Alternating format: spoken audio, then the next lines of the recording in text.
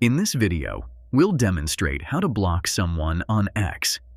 But before we dive in, I'd like to invite you to hit that like button if you're excited to learn how to block someone on X, and share your thoughts in the comments below. Your feedback helps us create better content for you. Let's get straight into the tutorial. Open the X app on your device. Navigate to the profile of the user you wish to block. Look for the three dots or line symbol usually located at the top right corner of the profile. Tap on it to reveal the options. Select Block from the list of options displayed. Confirm the action by tapping Block again.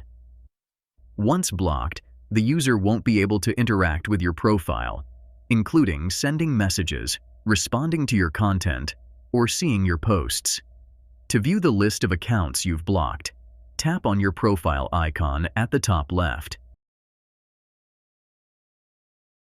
Go to Settings, and then select Privacy and Safety. Choose Blocked Accounts to see the list of accounts you've blocked.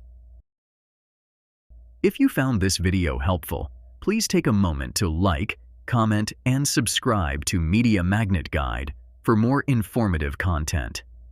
For additional tutorials and helpful guides, visit our website at MediaMagnetGuide.com.